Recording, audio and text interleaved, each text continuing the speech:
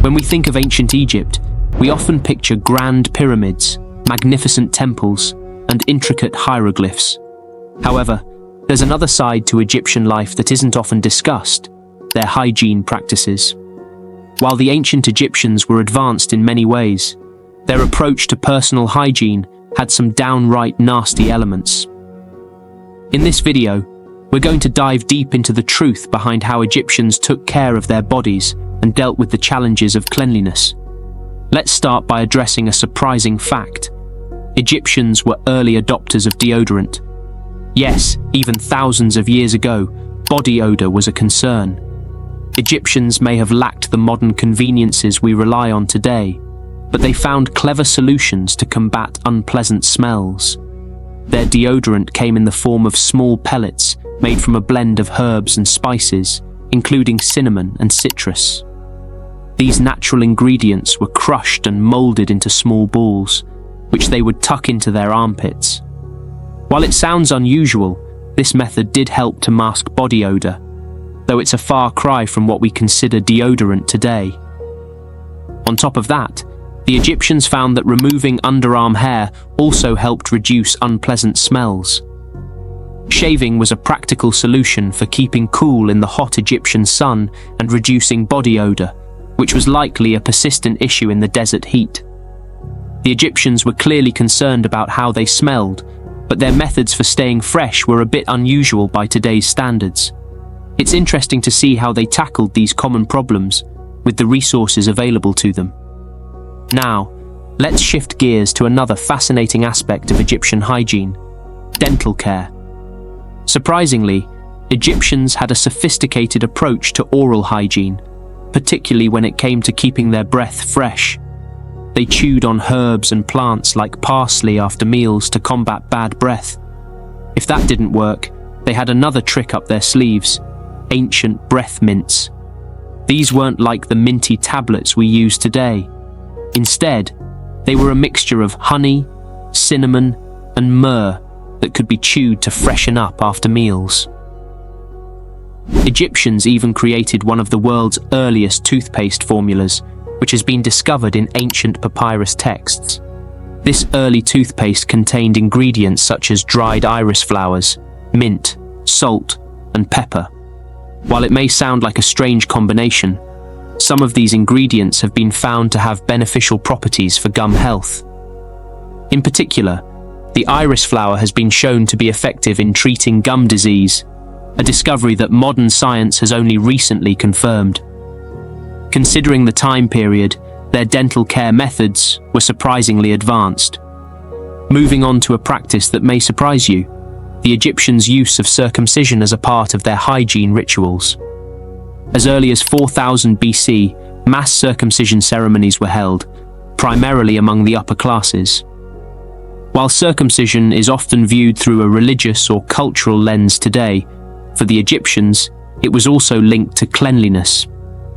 Some historical evidence suggests that uncircumcised men were not allowed to enter temples because they were considered impure.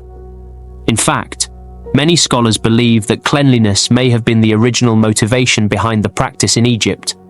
And the quest for cleanliness didn't stop there. Egyptian women also took hygiene seriously, particularly when it came to pubic hair removal. Many believed that shaving their pubic hair helped protect them from fleas and lice, which were rampant in ancient societies. Additionally, it was thought to prepare them for intimate encounters, making hair removal an important part of personal hygiene. The ancient Egyptians also had some interesting practices for maintaining overall health, including their use of laxatives and enemas. It's hard to imagine, but many Egyptians took laxatives several times a month because they believed it would help cleanse their bodies and prevent illness. In their view, purging the body of waste was a crucial part of staying healthy. Even more bizarre, the Egyptians employed protoproctologists, individuals who were specifically trained to examine and care for their patients' anuses. Yes, you heard that right. There were people whose job it was to inspect anuses to ensure proper health.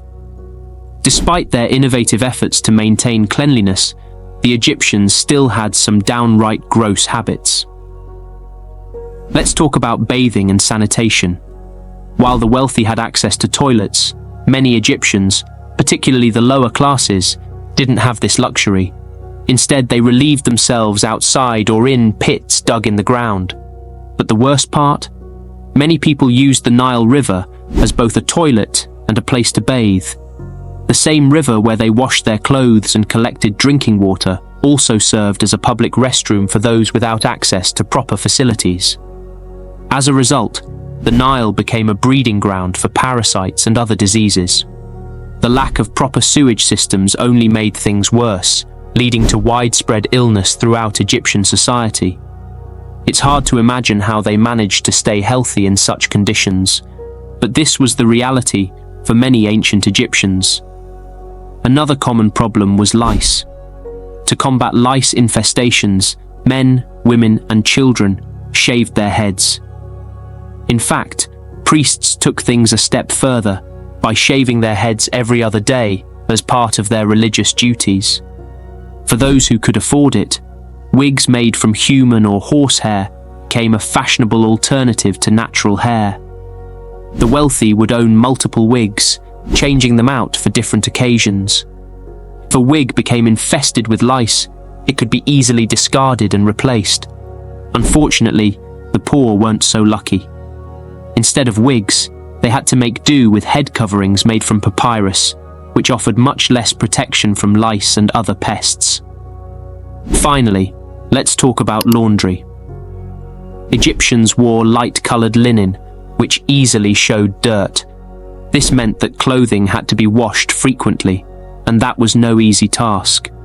Most laundry was done in the Nile, despite the water being contaminated with waste and teeming with dangerous wildlife, like hippos and crocodiles. The wealthy hired laundry services, but the poor had to wash their own clothes in these hazardous conditions, which only added to the challenges of staying clean. In conclusion, although the ancient Egyptians were innovative in some aspects of hygiene, they still faced many unpleasant realities. Their approach to cleanliness was a mix of creative solutions and questionable practices. Despite their best efforts, ancient Egypt was far from a clean society, with many struggles against lice, parasites, and poor sanitation. What do you think about hygiene in ancient Egypt? Were you surprised by any of their practices? Let us know your thoughts in the comments below, and don't forget to like, share, and subscribe for more historical facts. See you in the next video.